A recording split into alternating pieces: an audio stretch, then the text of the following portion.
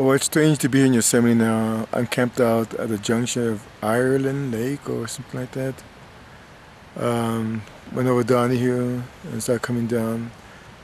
Spent a lot of time talking to southbound GMTers, so I try to give them much information as possible for them to succeed.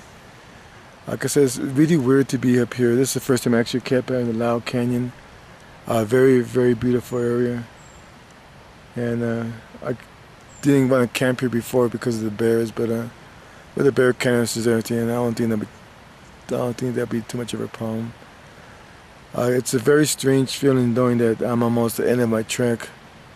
People are congratulating me for getting this far, and it's been an accomplishment. I tell you, hasn't been easy, but quite rewarding to come this far. And it's just really, really strange. Became real weird to go into Tuolumne Meadows.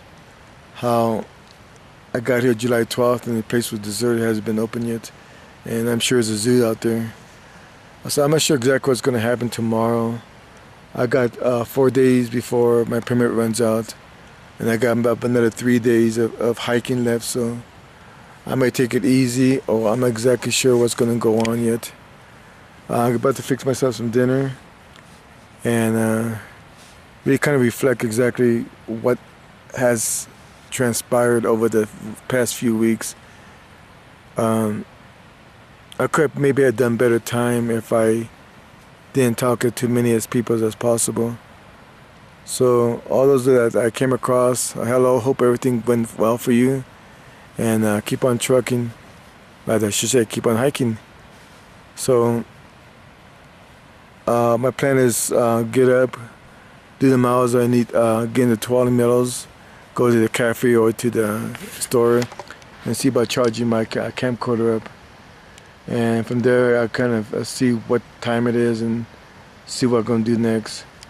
So it's kind of weird, exciting, man, being in Yosemite. So, hey, stay tuned.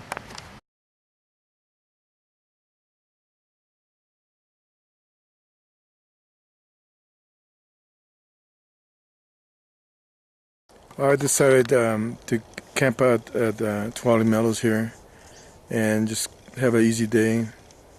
Interesting enough, I came across all these people here, and it's just odd to be here. But I was here about July 12th, and this place was almost deserted, and the hustle and bustle now.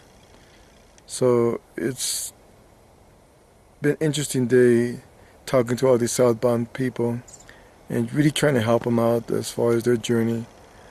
I came across a young couple that she's kind of struggling a little bit, but hopefully things work out for them. And just something out here, you have to be really honest with yourself, and you have to be doing this for the right reasons. So, it's one of those things where this trail will eat your life if you're not careful. And for those of you who really plan to try to be out here, you got to be out for the right reasons. And it would challenge you. It really would challenge you. But everything's going to work out. I got 3 days before my permit runs out. So I'm going to just really take my time and enjoy my last few days out here. And it's been great. This is Tuolumne Meadows. Got your post office, groceries, and a little cafe. Very busy place.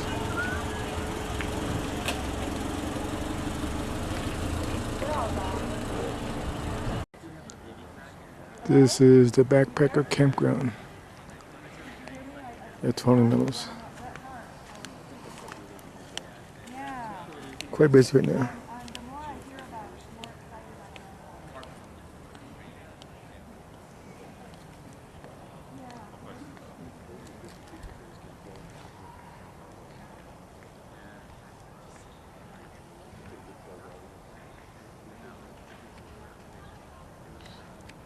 I had a nice talk with a young couple named Jeff and Rochelle.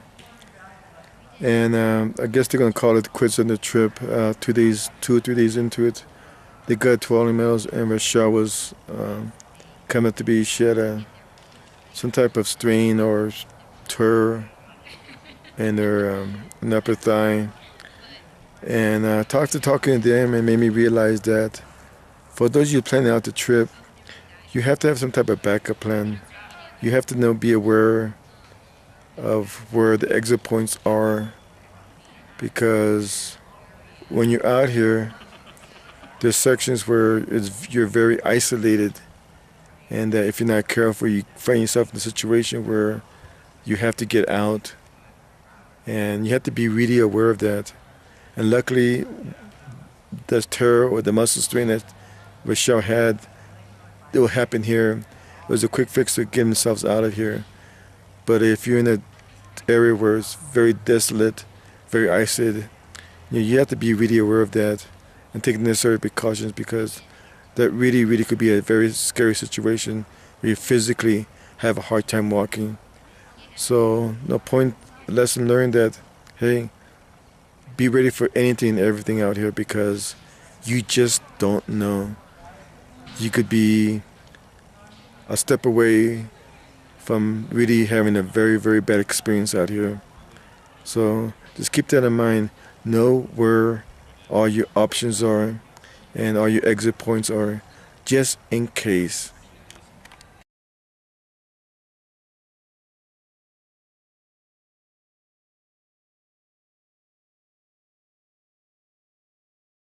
Okay, people, I'm coming up to Cathedral Lake. It's actually at the bottom of it by the junction. And I came across these two people. And your names are? Alyssa and Scott. And where have we met before? Ray Lakes Loop. You guys inspired us to do the father-daughter JMT. 1 year ago, we met on the Ray Lakes. We were doing the Ray Lakes Loop. You guys were doing the JMT headed towards Whitney. So, how long have you planned for this after we met? We decided in May. Alyssa sent me a text in May. She said, "How would you like to do the JMT this summer?" I sent her back a text. I said, "Suddenly I'm feeling old and fat and out of shape. But absolutely yes, let's get this show on the road." So, you started 3 days ago? Yes. And how's it been so far? So far, it's been excellent. Yeah. We've just had great mercies along the way. We're ahead of schedule. We've got too much food. We're getting our first food drop here at Tuolumne Meadows. We're excited. We're probably more confident than we should be. So, what have you heard about the trail? What are you expecting out of it? I'm expecting it to kick the crap out of me. Pain. I'm excited. I can only just take it one step at a time, and one pass at a time, one day at a time. And I've done quite a bit of reading, and to understand the gravity of what we're doing. A lot of people have gone before us. It's not that big a deal, but it is for me, it's just special to be out here with Alyssa for 3 weeks. I mean, she's one of the most fascinating people that I know, and any chance I can get to spend 3 weeks with her, if it's doing the JMT, going to Mount Everest, whatever it is, I'm going to prepare and want to be out there with her. Now, how do you feel about that? Being with your dad for so long? Ask me in 3 weeks, but I actually I remember talking to your daughter, and that's been good. She did it, so I can do it too. But he did all the planning, and he actually knows things about what we're doing. I'm just kind of along for the ride, so his wisdom is... Did you prepare any different with the equipment this year? Yeah, we made some purchases. Made a few upgrades. Yeah. Have a lighter tent. Yeah, we went lighter on sleeping bag, on tent, and then some of the clothes. We just made real careful, thoughtful selections, and we just really weighed everything, looked at shaving ounces, and. So how much your packs weigh right now? About 20 pounds without food and water. That's your base weight? Yeah, base weight's 20 pounds, and then we estimated 1.5 pounds a day for food, and I think that's probably on the high side, but on the water, just every day is going to be a new day, just depending on where we are and what we're doing. What advice can you give for father-daughter people that see this, that may be tempted to try something like this? Go for it. I mean, we're only 3 days in, but it's been pretty good so far. Yeah, I would And just yeah. I would just say get in the best shape that you can be. You just want the few amount of surprises as possible. Obviously, there's going to be surprises. It's an adventure, but you want to work hard. You want to do a lot of hiking before the trip with your pack on. You want to do your long hikes before you get here. You want to work in the middle of the day. You want to practice with heat. Get some elevation in if you can, and sweat as much as you can before you start the trip. Pain now or pain later, huh? Absolutely. Cool. And I'm sure that's all kind of trite, but But I think even the planning of the trip made us talk a lot more because we live far from each other. So just having something to work toward together was. Yeah, to me that's the special part. You're together and that you have. Where are you gonna go? You have to talk to each other. You're gonna have your moments, but you have to get past that. And where are you gonna go? Where are you gonna sleep? I mean, you're stuck with each other until the duration of the trip. yeah, Alyssa's tends to be a quiet person, and it's not one to, talk about her accolades or accomplishments, and it's just fun to be out here and just to be accomplishing new things with her and together, and I'm sure it'll just be a lifetime of great memories. We've already just done a lot of laughing and a lot of talking, and it's just all in the present tense. Cool. It's just a beautiful thing. Well, I wish you guys the best and you have a safe travel.